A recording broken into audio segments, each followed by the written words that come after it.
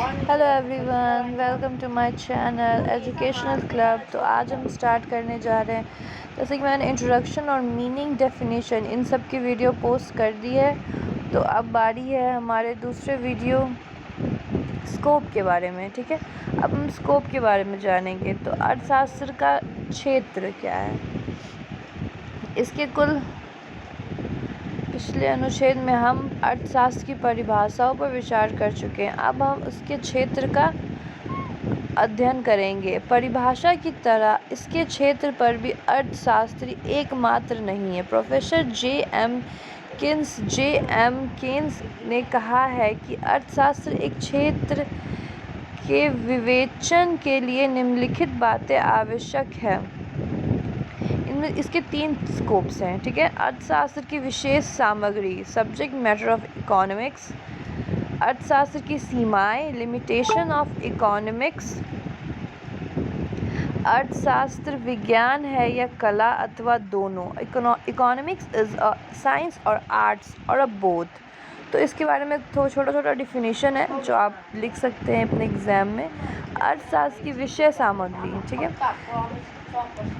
हम इसका उल्लेखन परिभाषाओं में कर चुके हैं, परंतु यहाँ पर पृथक रूप से इसका वर्णन करना उचित होगा। एडम स्मिथ तथा उसके समकालीन अर्थशास्त्रियों ने बताया कि अर्थशास्त्र में केवल धन का अध्ययन किया जाता है, परंतु इसमें सुधार करते हुए मार्शल तथा उसके अनुयायियों ने इसे भौतिक कल्याण का विज्ञान कहा। इनके अनुसार इसमें मानव की उन्हीं क्रियाओं का अध्ययन किया जाता है जो धन से संबंध रखती है, अर्थात जिन्हें प्रत्यक्ष या अप्रत्यक्ष रूप से धन के मापदंड में मापा जा सकता है। ये मनुष्य द्वारा धन को अर्जित करने, विनिमय करने, वितरित करने और उपभोग करने में संबंधित सभी आवश्यकताओं और उनकी पूर्ति से प्राप्त होने वाली संतुष्टि का अध्ययन करता है। दूसरे शब्दों में अर्थशास्त्र समाज में संबंध रखने वाले सभी सामाजिक, वास्तविक और सामान्य मनुष्यों की धन उपार्जित, वेल्थ गेटिंग और धन व्यय, वेल्थ यूजिंग संबंधी क्रियाओं का अध्ययन करता है। तो ये तो रहा हमारा अर्थशास्त्र की विशेष सामग्री। ठीक है, अब नेक्स्ट यहाँ तक भी लिखने पे आपका हो जाएगा। नेक्स्ट है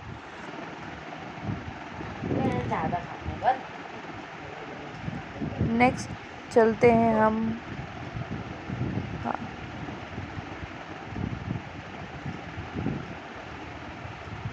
ये रहा हमारा नेक्स्ट।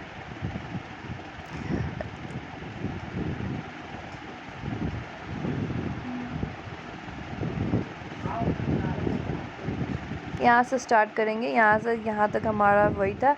अब अर्थशास्त्र की सीमाएं हम जानेंगे। ठीक है, इसमें यह पता चल जाता है कि अर्थशास्त्र में क्या क्या सम्मिलित है और क्या क्या नहीं है, जिसके कारण विषय का अध्ययन क्षेत्र प्रकाश में आ जाता है। मार्शल के अनुसार अर्थशास्त्र का अध्ययन निम्न सीमाओं के अंतर्गत किया जाता है।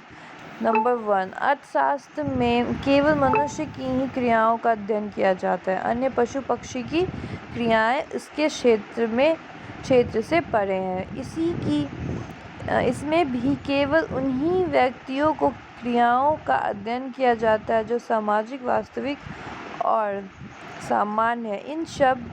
इन सब सामाजिक, वास्तविक और सामान्य क्रियाओं व्यक्तियों को केवल धन से संबंध रखने वाली क्रियाओं का अध्ययन किया जाता है, पर अर्थात जो धन से मापी जा सके। चौथा, केवल वास्तविक व्यक्तियों की क्रियाओं का अध्ययन किया जाता है, काल्पनिक इत्यादि का नहीं। प्रोफेसर रॉबिन्सन के अनुसार आप देख सकते हैं, रॉबिन्सन के अनुसार क्या कहा जा रहा है। अर्थशास्त्र में केवल मानवीय क्रियाओं का अध्ययन किया जाता है। इन्हीं दूसरे स्थान पर मार्शल के विपरीत यह कहा कि इसमें सामाजिक और असामाजिक दोनों ही क्रियाओं का अध्ययन किया जाता है। इसमें धन से मापी जाने वाली और धन से ना मापी जाने वाली दोनों प्रकार की क्रियाओं का अध्ययन किया जाता है। तो ये तो रहा हमारा स्कोप, ठीक है।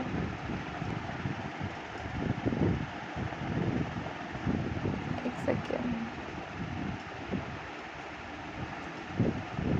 अब हम अब यहाँ रहा है।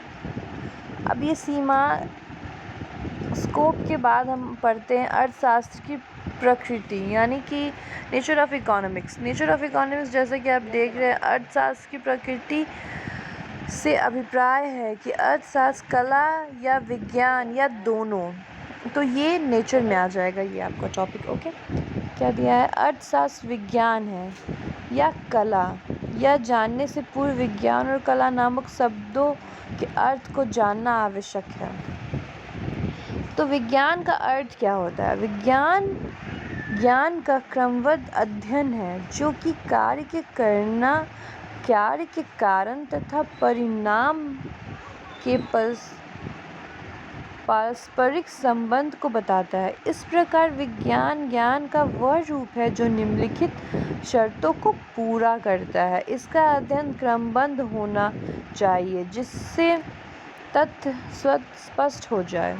इसके अपने सिद्धांत एवं नियम होने चाहिए। ये सिद्धांत कारण और परिणाम के संबंध को स्थापित करने वाले हों।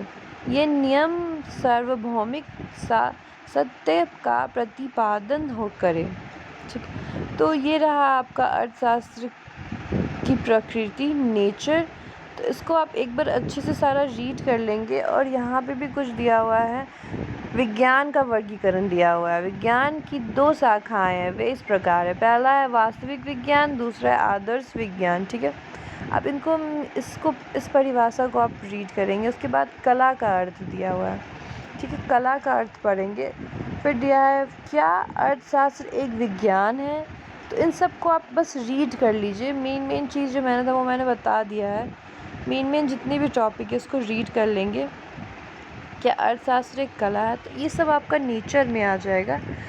ठीक है, तो आज ये स्कोप और नेचर दोनों कंप्लीट हो जाता है इस तरह से। ठीक है, thank you for watching and like subscribe please कर दें ताकि मैं और भी वीडियो लेके आ सकूं।